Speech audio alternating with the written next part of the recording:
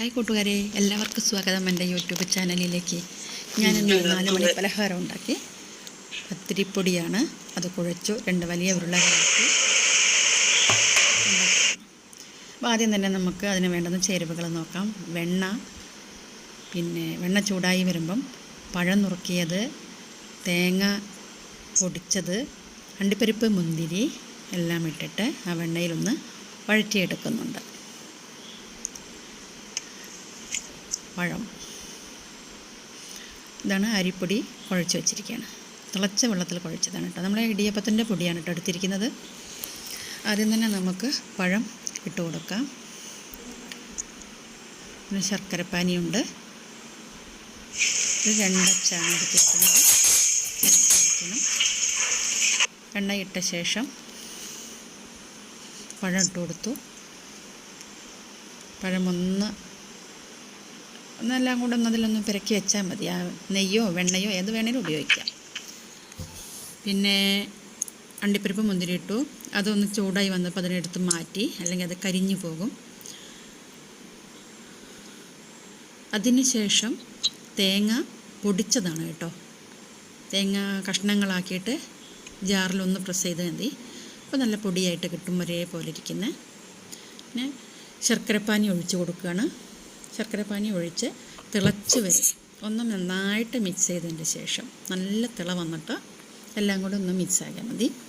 ഏലക്കായ പൊടിച്ചിടാം കേട്ടോ അതിനകത്ത്.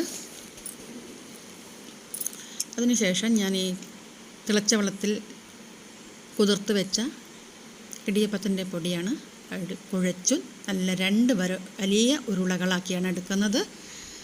1 ഗ്ലാസ് പൊടിയായിരുന്നു, 2 ഉരുള മാത്രം. വലിയ ഉരുളയായിരിക്കണം. അതിനെ നന്നായിട്ട് നമ്മുടെ പ്രസങ്ങിൽ വെച്ചിട്ട് നമുക്ക് നന്നായിട്ട് ഇതിനെ ഒന്ന് പരത്തിയെടുക്കാം. നന്നായി വലുതായിട്ട് പരത്തിയെടുത്ത ശേഷം ഇത്തിരി കട്ടിയിരുന്നോട്ടെ. 1 ഉരുള വലുതും 1 ഉരുള കുറച്ച് ചെറുതുമായിരിക്കും. അപ്പം വലുതിനെ ആദ്യം പരത്തുക. അതിന് ശേഷം കുറച്ച് വെണ്ണ ഒരു പ്ലേറ്റിലേക്ക് തടവി, അതിന് ശേഷം വെണ്ണയുടെ സ്ഥാനത്ത് വെളിച്ചെണ്ണയോ നെയ്യോ ഏത് വേണമെങ്കിലും ആവാട്ടോ. ആ പരത്തിയതിനെ നമ്മുടെ പ്ലേറ്റിലോട്ട് ഇട്ട് കൊടുക്കുന്നു. പ്ലേറ്റിൽ പരത്തി വെച്ചിട്ട് അതിൻ്റെ മേലെ കൂട്ട് പഴം, തേങ്ങ, ശർക്കര, ഏലക്കായ പൊടിച്ചത് ഇട്ടിട്ട് നന്നായിട്ടൊന്ന് പരത്തി വയ്ക്കുക. സ്പൂണ് കൊണ്ടെല്ലാം ഒന്ന് ഒതുക്കി വെച്ചു. അതിന് ശേഷം അടുത്തതും കൂടെ പരത്തി ആ പരത്തിയതിനെ മേലെ വയ്ക്കുക. ആ പ്ലേറ്റിൻ്റെ മേലെ വയ്ക്കുക. പൊട്ടിയതുകൊണ്ടൊന്നും കുഴപ്പമില്ല കേട്ടോ. എന്നിട്ട് 2 അരികും നല്ലതുപോലെ ഒന്ന് പ്രസ് ചെയ്ത് കൊടുക്കുക. ശേഷം അതിലേക്ക് അണ്ടിപ്പരിപ്പ്, മുന്തിരി നെയ്യിൽ വറുത്ത് മാറ്റി വെച്ചില്ലേ, അധികം കരിയാതെ എടുക്കുന്നുണ്ട്. എന്നിട്ട് ഇതെല്ലാം ഒന്ന് ഡെക്കറേഷനായിട്ട് വെക്കുക. ഇഡ്ഡലി ചെമ്പിൽ വെള്ളം വെച്ചിട്ടുണ്ട്. അത് തിള വരുന്ന സമയത്ത് ഇഡ്ഡലി തട്ട് ഒന്ന് ആറ്റിയിട്ടാൽ മതി. ആവിത്തട്ട് വെക്കുന്നവരുണ്ടെങ്കിൽ അത് വെച്ചോളൂ കേട്ടോ. എന്നിട്ട് ഇതിനെ നമ്മൾ ആവി കയറ്റി വേവിക്കുകയാണ് ചെയ്യുന്നത്. നന്നായിട്ടൊന്ന് വെച്ച് അടുപ്പ് എടുത്തു. പാകത്തിനായി കഴിഞ്ഞു. ഈ ചൂടാറി കഴിയുമ്പോൾ ഒരു പ്ലേറ്റിലേക്ക് മാറ്റിയിട്ടും കട്ട് ചെയ്യാം. അതേ പ്ലേറ്റിൽ തന്നെ വെച്ചിട്ട് നമുക്ക് കട്ട് ചെയ്യാം.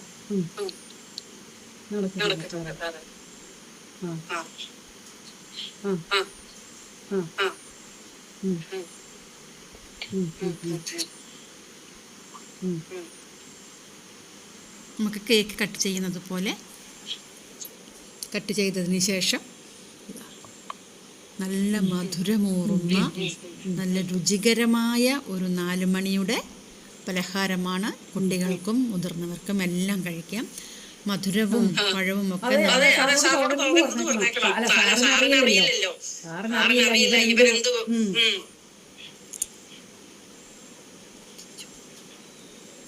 അപ്പോൾ എല്ലാവരും എൻ്റെ വീഡിയോ കണ്ട് ലൈക്കും കമൻറ്റും ഷെയറും സബ്സ്ക്രൈബൊക്കെ